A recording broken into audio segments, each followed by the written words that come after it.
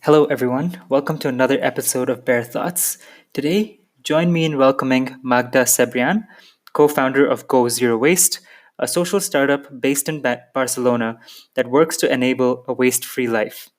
Together with her partner, Martí, they found themselves navigating their way towards a more sustainable lifestyle for the better of our planet and people, and started becoming increasingly aware and in incorporating zero waste habits themselves. Next, they decided to start their own business to help make it easier for other people to transition to a zero waste lifestyle by creating GoZeroWaste App, an app that helps you find local businesses and products to shop local and waste free around you. It also includes small challenges within the app to learn how to reduce your everyday waste with tips at your own pace. So let's begin. Hi, Magda. It's super nice to have you on our podcast. Another episode that's kind of talking about zero waste living, entrepreneurship, impact. And it's really cool to kind of tell your story as well. So, Magda, can you start off by kind of telling us about yourself, your inspirations, your hobbies, just more about you? Okay, so hello everyone. My name is Magda. I was born and raised in Barcelona, in Spain, and I have a communication background. So I majored in journalism, and then I've been working in communication and digital marketing for the last 10 years. And I've always been interested in environmental issues, and I've always been concerned about waste. And as many people, at least here in Spain and Europe, what happens with waste is that we were raised thinking that recycling was the ultimate gesture or thing you could do for the planet. And in terms of how we consume and shop. But as many people, I came to a point where I realized that wasn't enough, and that's how I discovered the zero waste movement, and I kind of joined it individually. Yeah. And with my partner, and we started trying to buy plastic free and reduce the amount of waste we generated. And by doing this, we realized that there were some barriers you find when you try to stop plastic free. Definitely. And that happened more or less 2 years ago. And we were interested in the entrepreneurship world, so we decided to test an idea we had, which was creating an app called GoZeroWaste. And the idea of the app was helping consumers go through this zero waste journey we all experience by making it more easier to find shops and products around you, because we all buy local. Of course, we also buy many things online, even though I try to avoid it for environmental reasons. Definitely. So we thought, how can we make it easier for people to transition from normal shopping to zero waste shopping? So we created this idea of an app that has two main features. The first feature is a map where you can search by location and product or product category. So let's say you want to buy, a shampoo bar because you want to switch to solid soap. So you can search by product, and you will find where you can find it near you. Okay. So that's it's just a simple feature, but it is a way to visualize all the local shops around you that can sell you this product. So you transition from shopping everything in the supermarket packaged in plastic or online to not only a more uh, zero waste shopping, but also local Yeah. shopping, which comes together in some way. Oh, I think it definitely does. I think you made some great points there. Because I know when considering we're in the zero waste space as well, I know that a lot of customers or a lot of people just want to start, but they don't know where to start, and they feel overwhelmed. They think that it's maybe too complex to get something from here and something from there, or they don't know where to go. So I think this app is actually bridging that gap that people Mhm. have, this mindset kind of thing gap that they have where they're like, I don't know what to do, where to go. So really cool to hear that. Can you tell us a little before we jump into, like, I wanted to talk a little bit about your personal journey as well. But Mhm. before, can you kind of tell me more, like what kind of other features does this app have? Like in addition to kind of finding shops around you, does it have anything else? Yeah. So as you said, it's a starting point. Mm-hmm. So you have this map where you can search by product and also location, and Mm-hmm. then you have another feature which is based on challenges, Mm-hmm. because during this zero waste journey we all learn in at our own pace. So Mm-hmm. you may start with the kitchen, I may start with the shopping, and someone else may start in the bathroom. Very true. And so we have this list of challenges, and they are all classified by space or topic. So, Mm-hmm.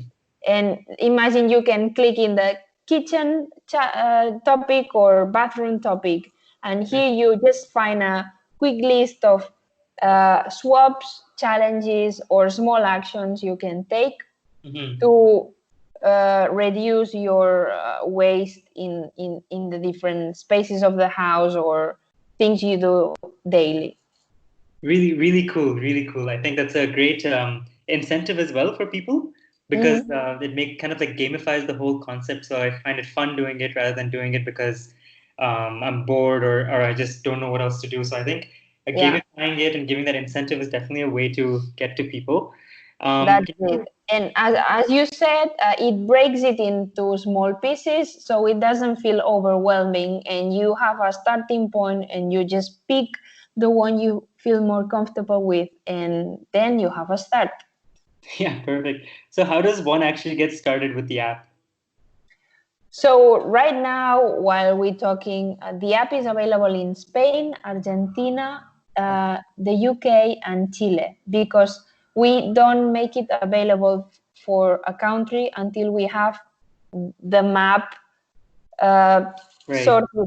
sorted out. Like we have, we must have like a minimum of shops available, so it's useful for the user in that part of the world. So you basically, if you are in one of the countries available, and we're working to make it available worldwide, but it Mhm. takes some time.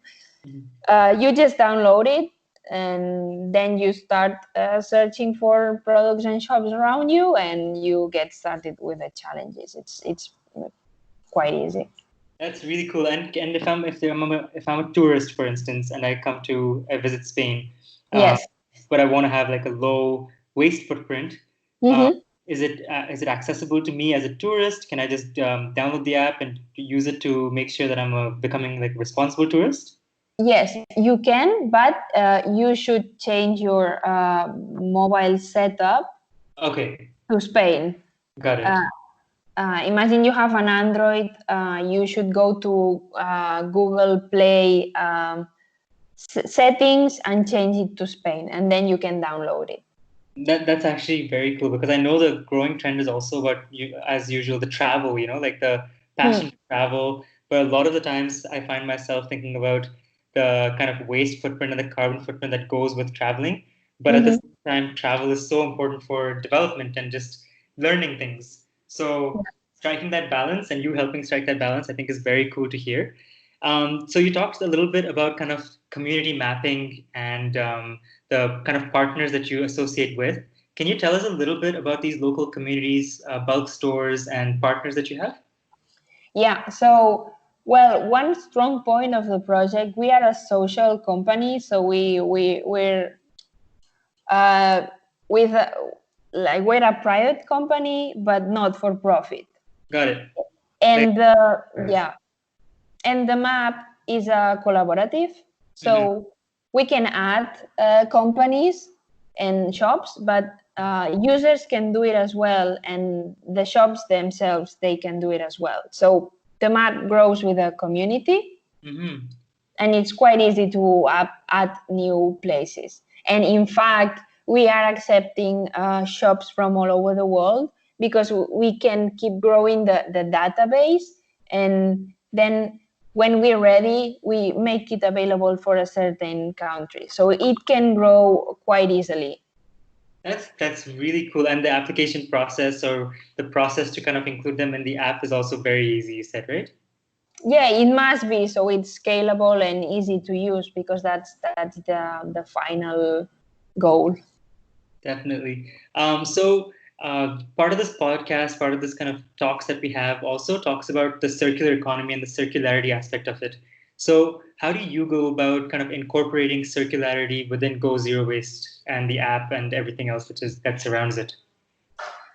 Okay, so we work a lot also with our communication channels to try to educate people in the idea of, going from waste to resource, and making the most of the things we buy so they last as much as they can, and also, this repairing and the reusing mindset, Mm-hmm. which is so important. And I know, I understand that you guys also have this mindset that zero waste is not about swapping all things for new things you don't need, Mm-hmm. but it's more about changing the mindset and reducing and reusing and preventing waste from even being created. And we try to work this with our communication channels, but also with the app itself.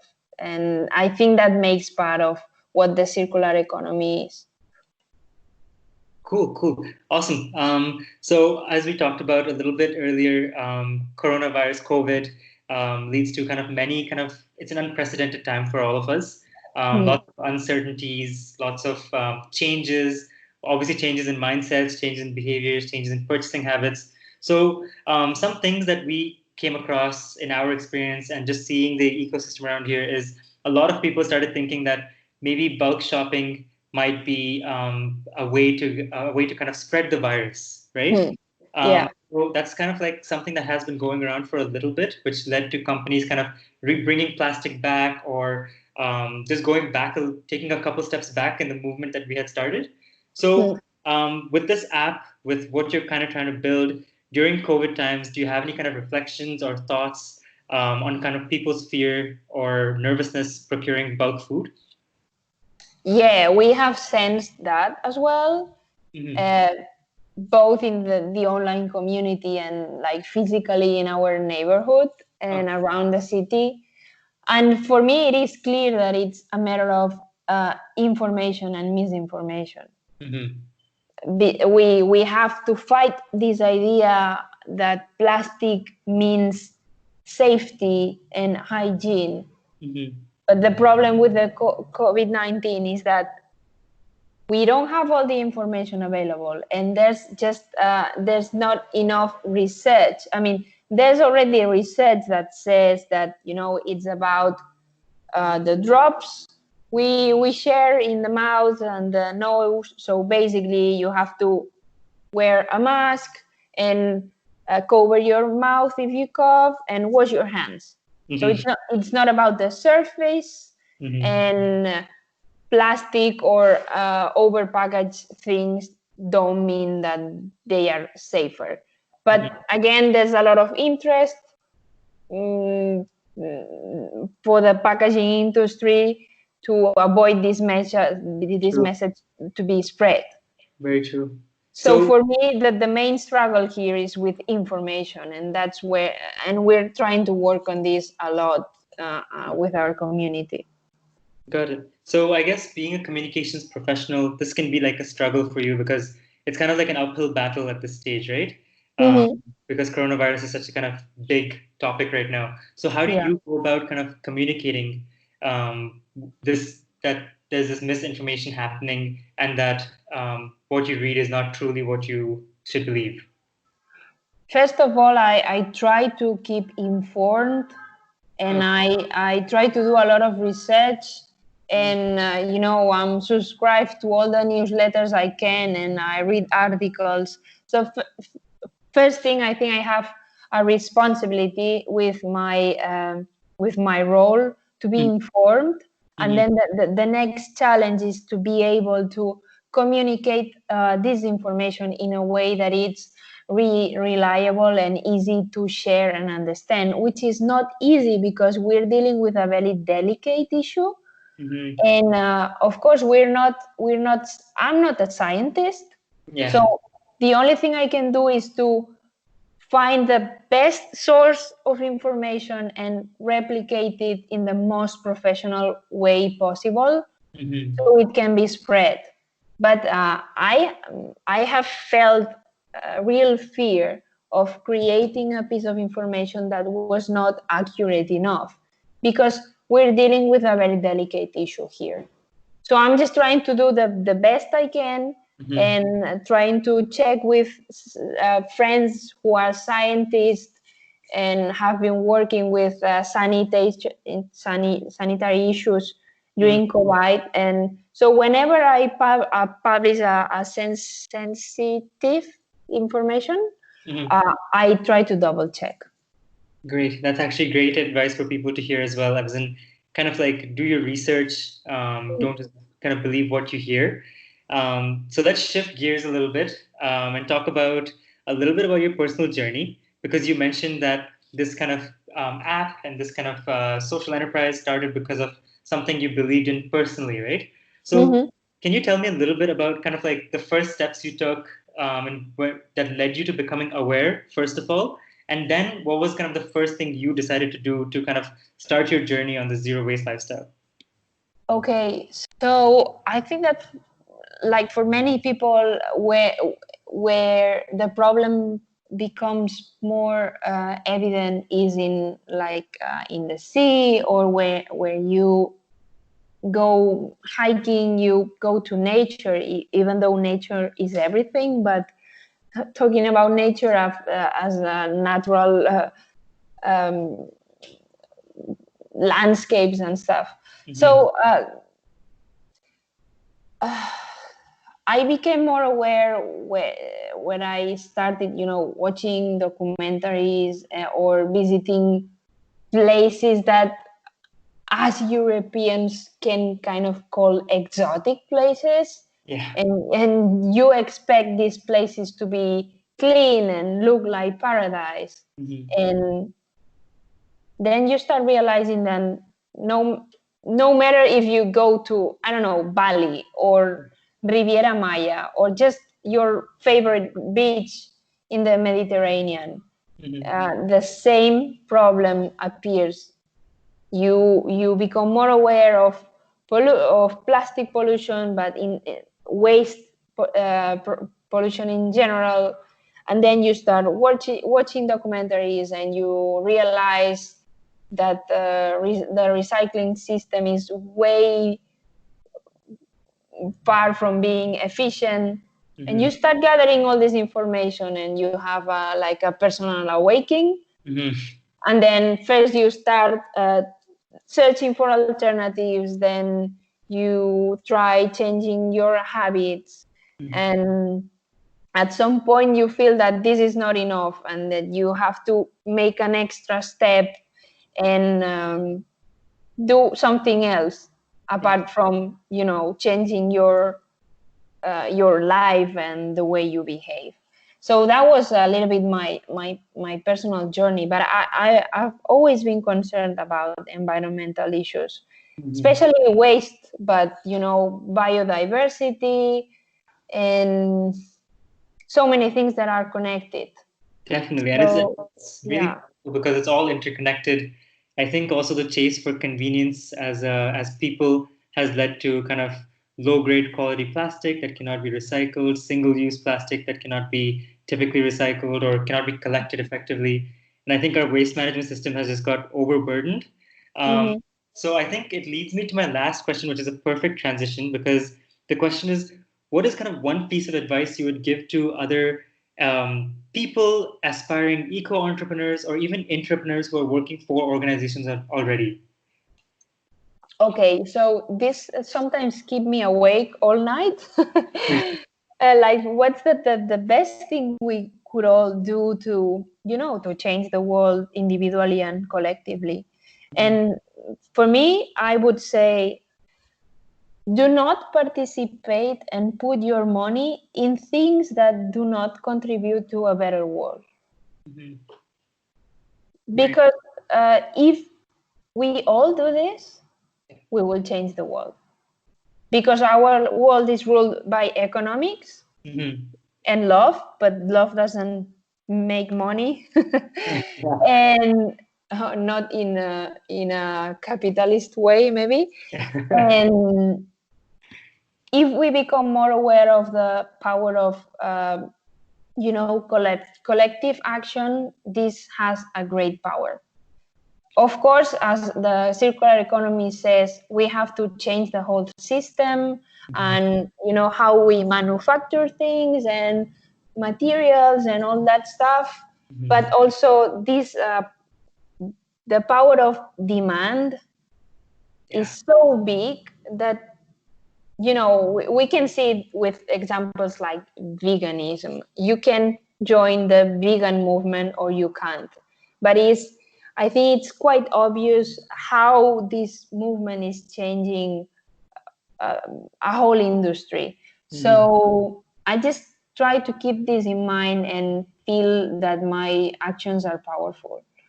So that will be it. I think that's a really powerful statement to end at because I think we all need to understand that as consumers we have so much power and that we have the power to kind of invest with the money with our wallets into Yeah. how our economy is going to shape and what the future is going to look like. Mm. So with that concluding thought, I want to say thank you so much for joining us on this kind of episode of Bare Thoughts. If you have any closing remarks or anything, please feel free to kind of share that with us. Well, thanks a lot for everybody who could be listening to, and we're working hard to make the app available worldwide, and hopefully uh, we can make it available for you as well, and it helps spread the movement, and we make our bit to change the world for better. Yeah, I think that'll be very helpful. Thank you so much, Magda, and very nice to talk to you.